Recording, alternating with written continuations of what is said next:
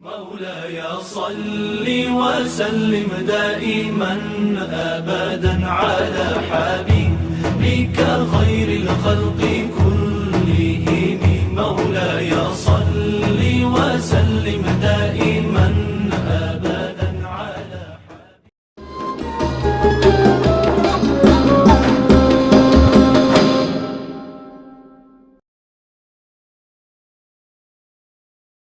Assalamualaikum warahmatullahi wabarakatuh. Perkenalkan, nama saya Delvi Latifah Anof dengan NIM 2411033, Prodi Pendidikan Matematika semester 2. Di sini saya akan menjawab soal-soal yang ke-10 untuk memenuhi tugas aswaja. Soal yang pertama, jelaskan secara singkat perkembangan tasawuf di era Rasulullah sampai menjadi amali, akhlaki, dan falsafi. Ilmu tasawuf adalah cabang ilmu dalam Islam yang membahas cara menyucikan hati, mendekatkan diri kepada Allah, serta memperbaiki akhlak dan perilaku batiniah seorang muslim. Tujuan utama ilmu tasawuf adalah mencapai ikhlas dalam ibadah, membersihkan diri dari sifat tercela, menghias diri dengan akhlak terpuji, dan meraih kedekatan spiritual dengan Allah.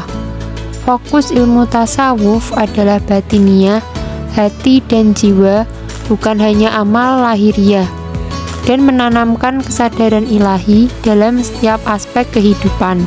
Yang pertama adalah tasawuf amali. Tasawuf amali adalah jenis tasawuf yang berfokus pada pengamalan praktis dalam kehidupan sehari-hari, seperti menjaga sholat, berzikir, menjauhi sifat tercela seperti ria, dengki, sombong, mengamalkan sifat terpuji seperti sabar, ikhlas, tawakal, dan zuhud. Intinya, tasawuf amali lebih menekankan amal dan praktik spiritual daripada teori atau filsafat. Sejarah tasawuf amali. Yang pertama, masa Rasulullah SAW dan para sahabat. Pada masa ini, tasawuf tidak dikenal sebagai ilmu tersendiri, tapi sudah diamalkan dalam bentuk ketakwaan, kesederhanaan, dan keikhlasan.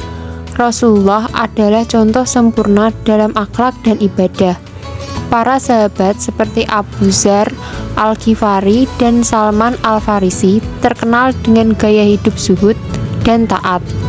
Yang kedua, masa tabi'in dan tabi'ut tabi'in. Tasawuf mulai berkembang menjadi pembinaan spiritual yang terarah. Tokoh seperti Hasan Al-Basari menjadi pelopor dalam membina hati dan jiwa melalui amal-amal yang tulus. Tasawuf amali pada masa ini belum sistematis, tetapi lebih kepada teladan dan bimbingan langsung. Yang ketiga, masa pembentukan lembaga sufi. Setelah abad ketiga Hijriah, tasawuf amali mulai dibukukan dan diajarkan secara lebih formal dalam bentuk halaqah dan tarekat. Lahir tarekat-tarekat sufi yang mengajarkan tasawuf amali kepada para muridnya. Yang kedua, tasawuf akhlaki. Pengertian dari tasawuf akhlaki adalah cabang tasawuf yang fokus pada penyucian jiwa dan pembentukan akhlak mulia. Disebut juga tasawuf sunni karena berpegang teguh pada ajaran syariat Islam dan sunnah Nabi SAW, serta tidak menyimpang dari akidah Ahlus Sunnah wal Jamaah.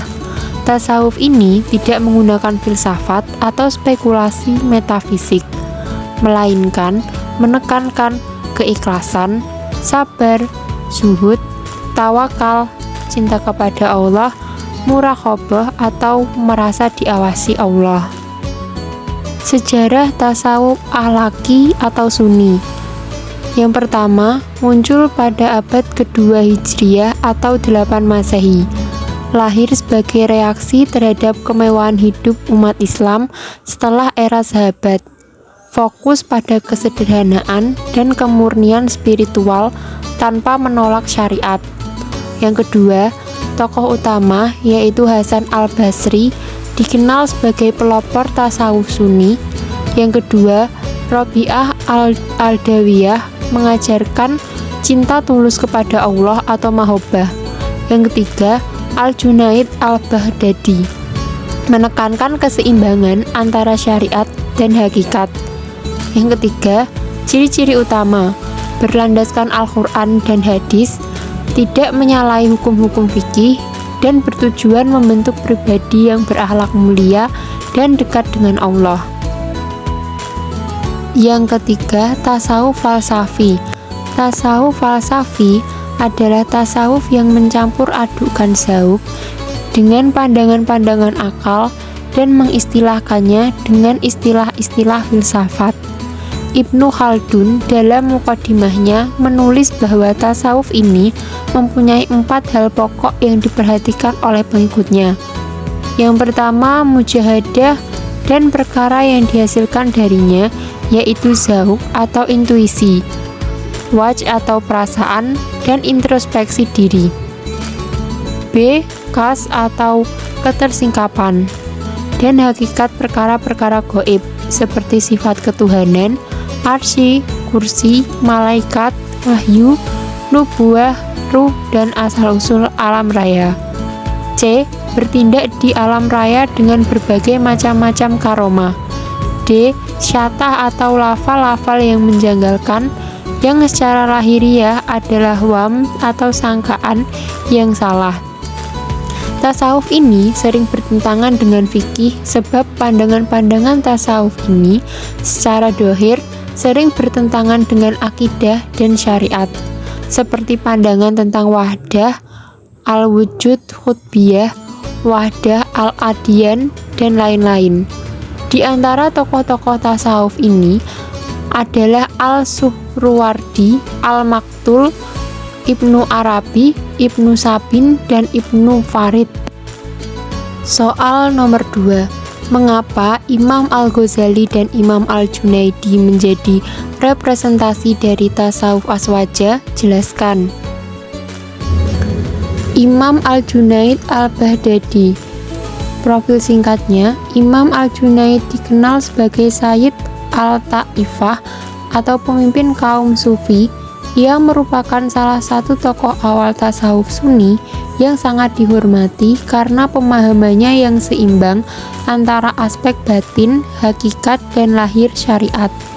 Alasan mengapa representasi tasawuf aswaja, karena beliau berpegang teguh pada syariat Al-Junaid, menekankan bahwa seorang sufi sejati harus taat kepada Al-Quran dan sunnah Nabi.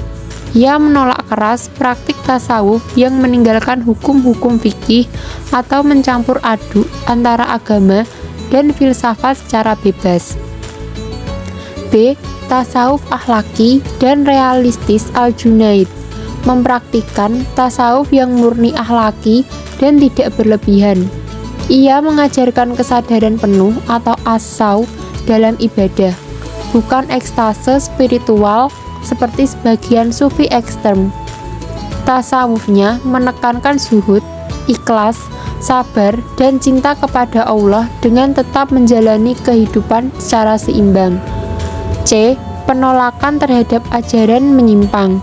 Ia menentang ajaran tasawuf falsafi seperti konsep hulul atau meninggalnya Tuhan dengan makhluk, atau ittihad, penyatuan total makhluk dengan Tuhan.